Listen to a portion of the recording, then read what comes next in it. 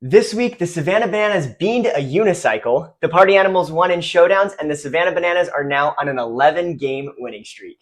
And Brandon did not invite me to Red Robin. All that and more on this week's podcast. Welcome to the Banana Breakdown Podcast. Whether it's player interviews, weekly breakdowns of the games, or post-game live streams, we love to talk about all things banana ball. Okay, so I want to jump straight into the Bananas 11-game win streak, but we might have to talk about that first. No. We're going to talk about why was I not invited to go watch the Bananas game with you and Red Robin. What's up with that? Are we still friends? Or Yes. I saw that Instagram post, and I'm having a lonely night at home, scrolling Instagram, thinking, wow, my friends, they're just having so much more fun than me. And sure enough, there's Brandon. I went to Red Robin, look at my cute daughter, and all this stuff. And no, I was not invited. Well, it was very intentional to not invite you. No. So here's the story of how that happened. So I'm just joking, everyone. I'm not actually upset. I had super cool plans that night. Well, basically, to give the background on what happened there is I knew that the Bananas game was going to be on ESPN that night. And there was a part of me was just like hoping that it would be on there. We decided last minute to go to Red Robin. And I was just like, you know what? I'm just going to call my shot. And so I put on my Bananas shirt. I put it on my daughter as well. We went to Red Robin. And sure enough, we walked in and it was right there on the TV. Perfect placement, ready to watch the game. We literally got there and we were seeing Jesse Cole say, start the clock. So like perfect timing. But as we're coming to sit down, they sit us in a seat super far away from the one TV that had it on with the weird like Red Robin glass in between it. So I could like barely see the game, but it was really fun. I was really shocked at how excited it made me to see the game there. Just thinking about the fact that there are tons of other places around the country and possibly even the world that had the game on, that people are being introduced to the Bananas. Like I looked over and there's this couple sitting there and the guy's just cracking up at Ty Jackson dancing after he caught a fly ball. And it's just like, that was probably his first interaction with the Bananas. And it was just a really, really fun experience. And now that I know that's happening, we might be going to Red Robin or other places more on game nights. Live stream at Red Robin. No, that would be interesting. Yeah, that's really a good point, with the Bananas being on ESPN, not on ESPN2 or on ESPN News or whatever, those extra channels, restaurants, bars, places, barbershops, places that always just have ESPN on, will just have the Bananas game on without even thinking about it because it's just on ESPN. One thing that's really interesting recently, they changed the way that ratings, Nielsen, the company that does ratings for shows and stuff that's on TV, right? They changed the way that they measure that, and they added like the estimated viewers at like a bar or a restaurant or whatever. That's cool. And so that's why recently like the Super Bowl broke so many records or whatever. It's because they just now put into their formula, factoring in people watching it in public spaces, and that, just seeing that boost in the number. I don't have the numbers off the top of my head here, but like seeing the boost in the number for the Super Bowl, a big event like that, you can just assume that there's tons of people that, without even meaning to, just going to a bar, going to a restaurant, are exposed to the Bananas because it's on ESPN. And it's perfect time because ESPN, the rights are really funky with Major League Baseball. It's on a ton of different places right now. Like Apple TV has some rights. I think ESPN has a few games here and there, and then like other channels and everything. And so ESPN doesn't really have too much to show right now because there's a ton of MLB games going on, and that's the main league going on in the summer. And so you go on the ESPN app, and there's just a weird mix of stuff. Like there's Banana Ball, and then there's I've seen they have all sorts of like minor league games too for baseball. I've seen lacrosse, which I love lacrosse. I played lacrosse all growing up, so I'll watch lacrosse. And just random sports like bull riding and I can't think of any others off the top of my head for whatever reason. My brain's not on, but it's cool to see Banana Ball in the spotlight because ESPN's kind of desperate for content right now in the summer. Yeah, and I love that what you mentioned with the other like leagues and how they're kind of like diversifying where it's being like shown, and so you kind of have to have a lot of subscriptions where you do see that with the Bananas. They had a game on ESPN, they had a game on CW, they have a game on all these different ones, but they're all still live streamed for free on YouTube. And so it makes it where that actually makes sense for the fans because we can always watch the games on YouTube, but then it increases reach with ESPN, it increases reach with whatever other site it is. And so it's now making it bigger and better for everyone. So really cool to see. And also funny other thing with the Red Robin is they only had it on one TV. I don't know if they saw our hats and logos and stuff, but in the middle of, while we were there, they suddenly turned it on the second TV as well. So there were two of the three TVs had the Bananas game on, which I thought was pretty funny. I'm surprised that they didn't have ESPN on multiple TVs there. Yeah, they had another random game on. Yeah, so. interesting. And we had an interview with Drake Toll that was released last week. If you haven't seen it, you want to go check it out. It was a great interview. But one conversation that we had, one thing that he brought up, we were talking about how fans first Banana Ball is and how they're doing everything for the fans, and I brought up how other leagues like college sports is going more, it's kicking like the students out, even though those are like the rabid fans, and it's kicking the diehard fans out in favor for people that can buy, more expensive seats or buy or donate to the school, all this stuff. And he brought up a really good point where he said, maybe if they could go back in time, college football or these schools could have made the decision and maybe wish they could go back in time and make the decision to, we're going to be fans first, we're going to do things differently, we're going to prioritize the students, but now there's so much money in it that they cannot change. The Bananas and Banana Ball is in a perfect situation where they started out this way, and so they're not going to change. When they're in negotiations with ESPN, they're saying, no, we're still going to be free on YouTube. We're not taking that off the table. That has to be in our agreement. And if you want us, sure, you can put us on, but we are not going anywhere on YouTube. And that is a really strong position to be in that other sports teams, other sports leagues just do not have that option, because the MLB, they're so scattered around and it's really confusing to find games. That's a problem with, other leagues as well. I'm getting stressed with BYU football starting up, and there's some weird deal the Big 12 made with I think Warner Bros. and I like TBS and stuff might show some games. I don't even know, and I'm stressed that I only have ESPN. I don't know how I'm going to watch the games.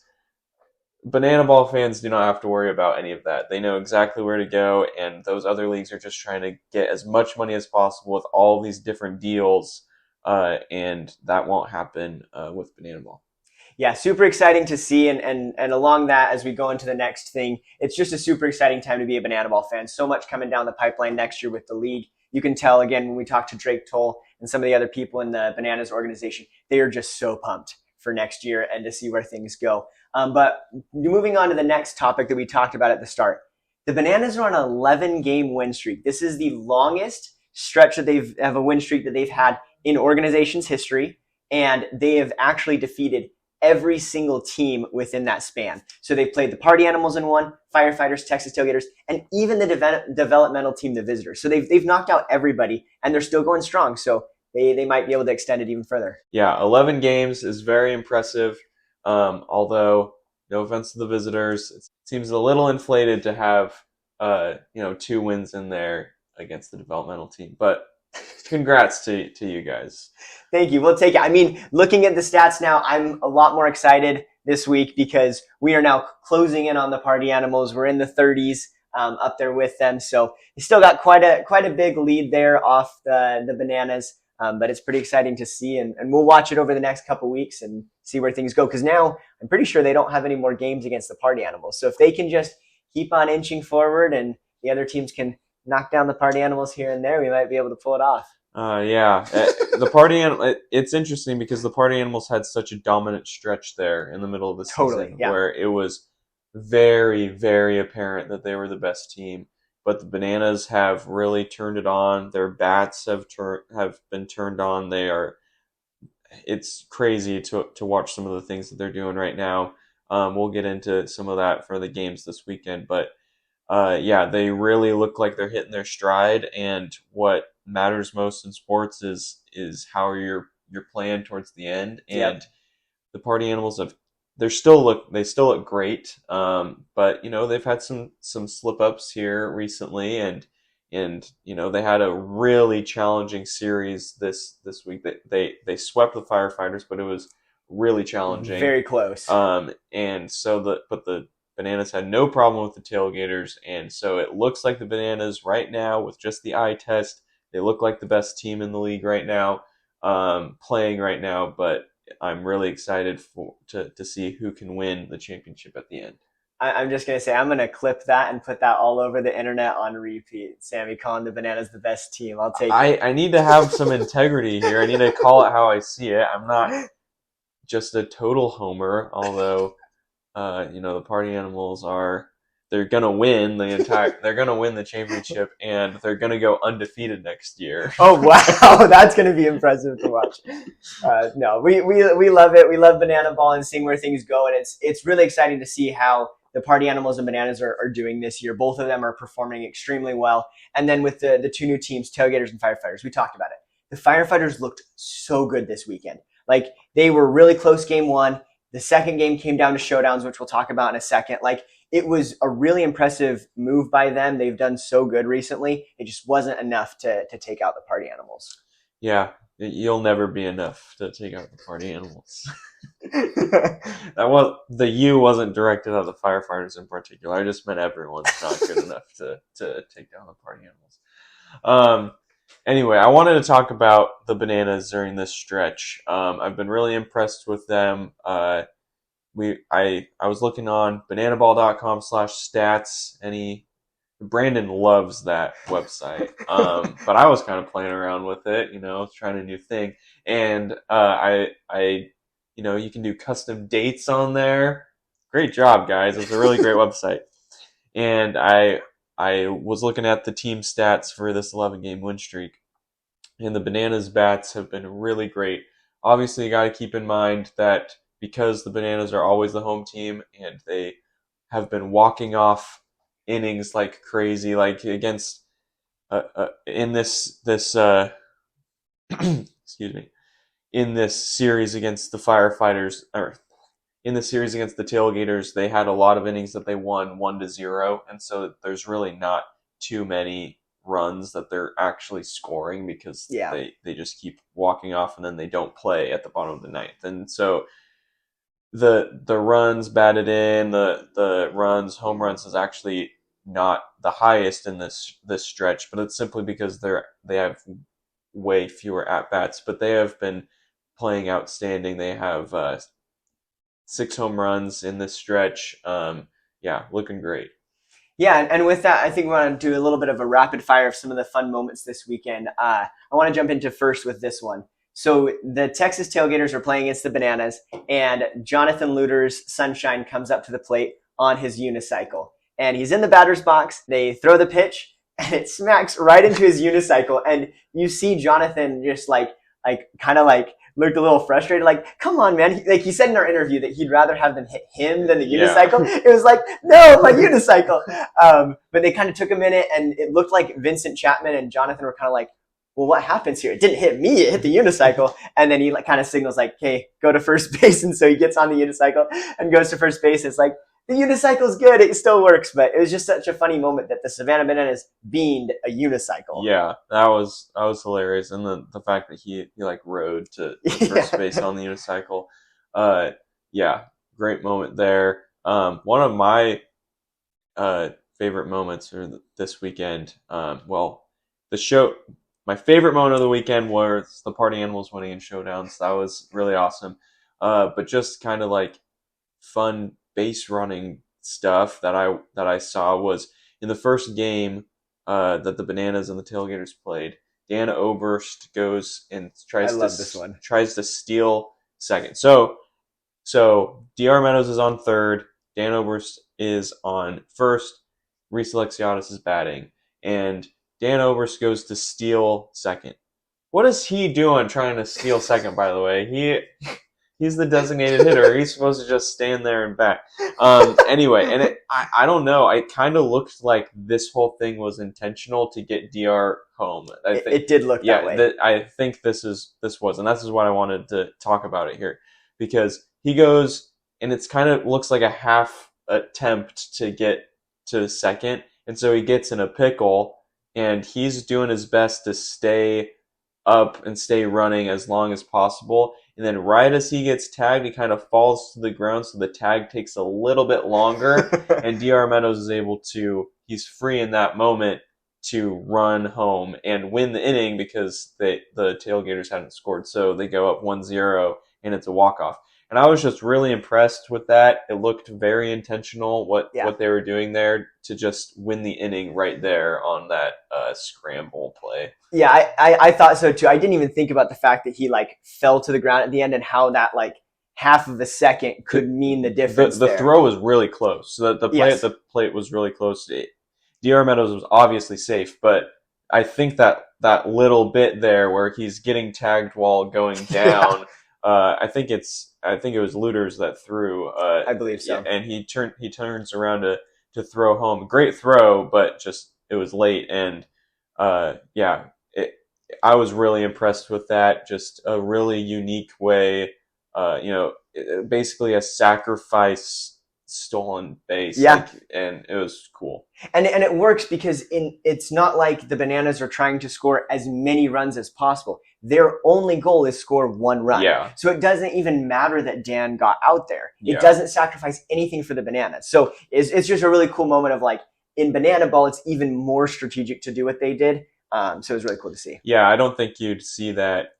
Like maybe the only situation where you might see that is bottom of the ninth, but in that moment where everyone is like, okay, do not let the runner at third score, like everyone has that ingrained in them, they would just let him get second.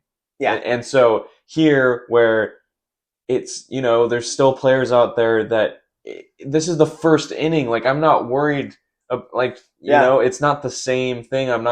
But there is a walk-off potential there, and so it was interesting.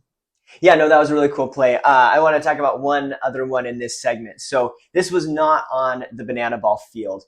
So this weekend, Coach Rack went on the news, and he had an unfortunate backflip attempt where he landed face first, and he made some videos explaining that like the lights from there got in his eyes. His like shoe flipped off when he landed and stuff. But like this went everywhere on the internet. Everyone possible was clipping it and saying it was on like BuzzFeed. I got texts from family members like, hey, I just was watching the news and I saw the Banana Ball player. You made a clip. I made a clip as well. I thought it was funny with like Jesse Cole saying whatever's normal, do the exact opposite. And I wanted to make sure that it was going to be okay to send it. But like I was looking through and like Coach Rack had said like, it's okay to laugh. And then he was like reposting some of the other like funny edits to like like music and stuff.